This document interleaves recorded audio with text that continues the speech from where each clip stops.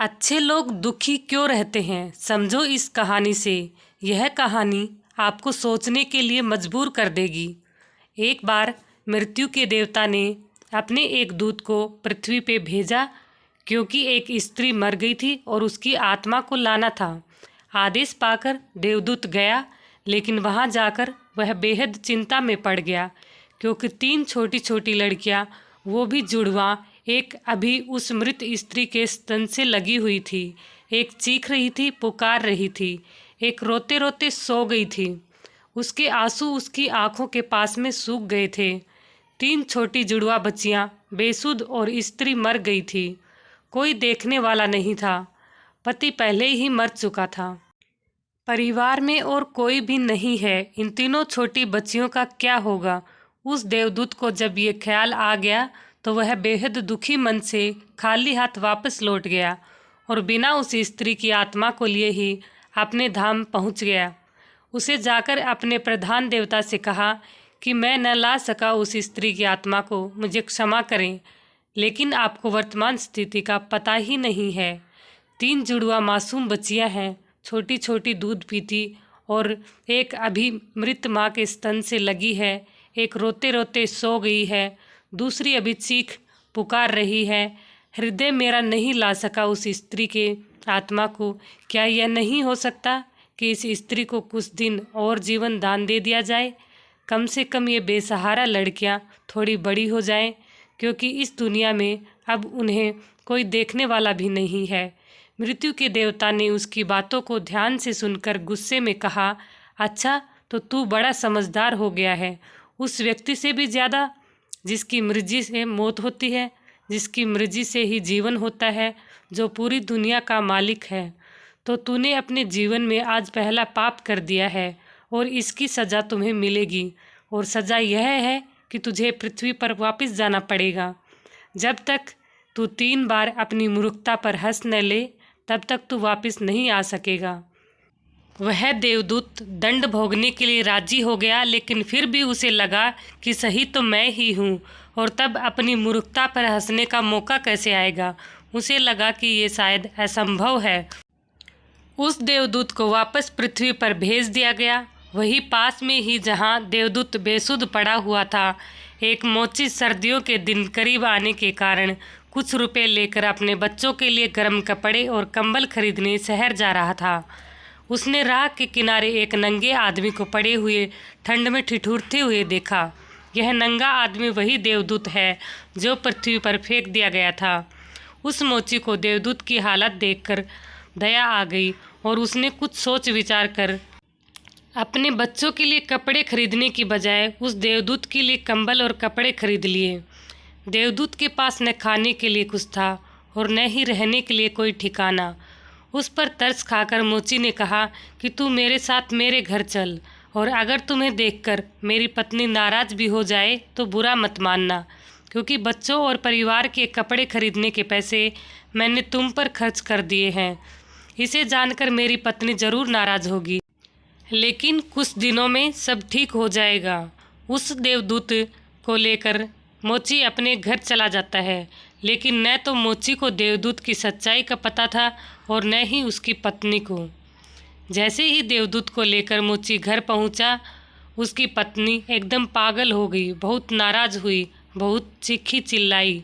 मोची के घर के माहौल को देखकर देवदूत पहली बार हंसा। उसे हंसते हुए देख अचरज में मोची ने कहा, हंसते क्यों हो भाई, बात क्या है? देवदूत ने गंभीरता से कहा, मैं जब 3 बार हंस लूँगा तब सब बता दूँगा, लेकिन फ़िलहाल मुझसे कुछ मत पूछो। दरअसल देवदूत पहली बार इसलिए हंसा क्योंकि उसने देखा कि इस मोची की पत्नी को पता ही नहीं है कि मोची एक देवदूत को अपने घर पे लाया है, जिसके आते ही घर में हजारों खुशियाँ अपने आप आ जाएंगी और उसके सारे गम दूर हो जाएंगे।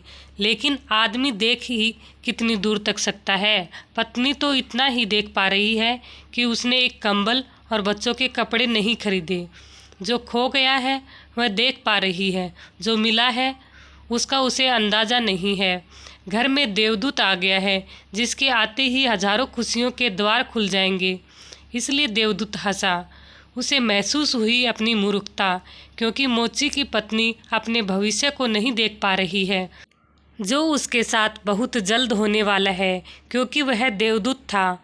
कुछ दिनों में ही उसने मोची के सब काम सीख लिए और फिर उस देवदूत के बनाए हुए जूते इतने प्रसिद्ध हो गए कि मोची कुछ ही महीनों के भीतर ही धनवान हो गया। साल होते होते तो उसकी ख्याति सारे प्रदेश में पहुंच गई कि उस जैसा जूते बनाने वाला कोई भी नहीं, क्योंकि वह जूते देवदूत बना रहा था, जो बेहद खूबसूरत हुआ करते थे। सम्राट और राजाओं के जूते वहां बनने लगे। मोची के घर धन की बरसात होने लगी। एक दिन प्रदेश के सम्राट का एक आदमी मोची के घर आया। उसने उसे एक बेशकीमती चमड़े के टुकड़े को देते हुए कहा कि यह चमड़ा बहुत कीमती है, आसानी से कहीं नहीं मिलता। सम्राट के लिए अच्छे जूते बना दो, लेकिन कोई भी भूल चूक नहीं होनी चाहिए। जूते ठीक से बिल्कुल बेहतरीन होने चाहिए। और ध्यान रखना, जूते बनाने हैं, चप्पल नहीं, क्योंकि उस दौर में संभवतः रूस में जब कोई आदमी मर जाता है तब उसे चप्पल पहनाकर मरघट तक ले जाया जाता था। मोची ने भी सम्राट के आदमी की पूरी बात को समझकर देवदूत से कहा कि चप्पल मत बना देना भाई, जूते बनाने हैं, स्पष्ट आज्ञा है, और चमड़ा इतना ही है। अगर गड़बड़ हो गई तो हम मुसीबत में फंस जाएंगे। सम्राट हमें जिंदा नहीं छोड़ेगा। लेकिन पता नहीं उस देवदूत के दिमाग में क्या आया कि उसने चप्पल ही बना दिए। बाद में जब मोची ने देखा कि चप्पल बना दिए हैं तो वह क्रोध से आग बबूला हो गया। वह डंडा उठा के उसको मारने के लिए तैयार हो गया कि तू तो हमारी फांसी लगवा देगा, और तुझे बार बार समझाया था कि चप्पल बनाने ही नहीं है, फिर चप्पल किस लिए बना दिए। देवदूत फिर से खिलखिलाकर हंसा। उसे देख मोची हैरान हो गया। तभी वही आदमी सम्राट के घर से दोबारा भागता हुआ आया। उसने कहा, जूते मत बनाना, चप्पल ही बनाना, क्योंकि सम्राट की अभी अभी मृत्यु हो गई है। भविष्य अज्ञात है, सिवाय ऊपर वाले के और किसी को ज्ञात नहीं, और नश्वर आदमी तो अतीत के आधार पर निर्णय लेता है। सम्राट जिंदा था तो जूते चाहिए थे, मर गया तो चप्पल चाहिए। उसके बाद वह मोची देवदूत के पैरों में पड़कर माफ़ी मांगने लगा कि मुझे माफ़ कर दो, मैंने तुम्हें मारा। देवदूत ने कहा, कोई बात नहीं, मैं अपना दंड भोग रहा हूँ, इसमें तुम्हारी कोई गलती नहीं है। लेकिन वह देवदूत आज दोबारा हंसा था। मोची ने फिर से पूछा उसके हंसी का कारण क्या है। उसने फिर से कहा कि जब मैं 3 बार हंस लूँगा तो तब मैं तुम्हें बताऊँगा। दरअसल वो देवदूत दोबारा हंसा, सिर्फ इसलिए कि भविष्य किसी को ज्ञात नहीं है। फिर भी लोग असीमित आकांक्षाएं, ईर्ष्या, घृणा, द्वेष रखते हैं, जो कि पूरी तरीके से व्यर्थ है।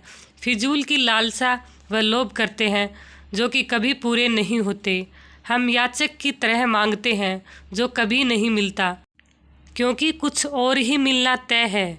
हमसे बिना पूछे हमारी नियति घूम रही है, और हम व्यर्थ में ही बीच में शोरगुल मचाते हैं, चिंता करते हैं, परेशान होते हैं। चाहिए चप्पल और हम जूते बनवाते हैं। मरने का जब वक्त करीब आ रहा है तब जिंदगी का हम हंगामेदार आयोजन करते हैं। सिर्फ वर्तमान समय ही हमारा है, लेकिन हम भूत और भविष्य के बारे में दिन रात सोचकर बेमतलब की चिंता में मरे जा रहे हैं। अब उस देवदूत को लगने लगा कि वे बच्चियां, मुझे क्या पता भविष्य उनका क्या होने वाला है। मैं बेमतलब का उनके बीच में आया, क्योंकि होनी तो बहुत पहले से ही तय है। कुछ दिनों बाद एक तीसरी घटना घटी कि एक दिन 3 लड़कियां उस मोची के यहाँ पहुँची। उन तीनों लड़कियों की शादी हो रही थी, इसलिए वे तीनों अपने लिए जूते के ऑर्डर देने के लिए वहाँ आई थी। एक बूढ़ी महिला भी उनके साथ में आई थी, जो बहुत अमीर दिख रही थी। देवदूत उन्हें देखकर पहचान गया। ये वही 3 लड़कियां हैं जिनको वह उनके मृत माँ के पास में छोड़ आया था, और जिनकी वजह से वह दंड भोग रहा है। वे सब वर्तमान में बहुत स्वस्थ और सुंदर दिख रही हैं। उसने जानना चाहा कि क्या हुआ उनके साथ और यह बूढ़ी औरत कौन है। अब बूढ़ी औरत ने सब कुछ बताना शुरू किया। उसने कहा कि ये 3 बच्चियां मेरी नहीं हैं। इनके जन्म के दौरान भूख और अभाव के कारण माँ के शरीर में दूध नहीं था। इन तीनों जुड़वा बच्चियों को इनकी माँ दूध पिलाते पिलाते मर गई।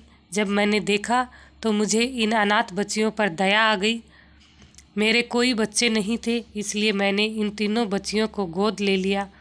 बूढ़ी महिला ने अपनी बात को आगे बढ़ाते हुए कहा कि अगर आज भगवान की कृपा से इनकी माँ जिंदा रहती तो भी शायद ये तीनों बच्चियाँ गरीबी, भूख, दीनता और दरिद्रता में होती। माँ दुर्भाग्यवश भले ही मर गई हो, फिर भी ये तीनों बच्चियाँ बहुत बड़े धन वैभव संपदा में पली और अब मेरे बाद सारी संपदा की ये तीनों मालिक हैं। फिलहाल इन तीनों का एक सम्राट के परिवार में विवाह हो रहा है। देवदूत फिर तीसरी बार हंसा और विस्तार से मोची को उसने पूरी घटना बताई। उसने कहा, भूल मेरी थी, नियति बड़ी है और हम उतना ही देख पाते हैं जितनी समझ है, लेकिन जो कभी नहीं देख पाते उसका बहुत विस्तार है। अपनी मूर्खता पर 3 बार हंस लिया हूँ। अब मेरा दंड पूरा हो गया है और अब वापस जा रहा हूँ। उसके बाद देवदूत को अपनी गलती का एहसास हुआ और वह वापस अपने धाम लौट गया। दोस्तों, वीडियो कैसी लगी कमेंट बॉक्स में ज़रूर बताएं। वीडियो अच्छी लगी है तो प्लीज़ एक लाइक और सब्सक्राइब ज़रूर करें। दोस्तों, आपके लाइक और सब्सक्राइब के कारण मुझे बहुत मोटिवेशन मिलता है। धन्यवाद। आपका दिन शुभ हो। राधे राधे। जय श्री कृष्णा दोस्तों।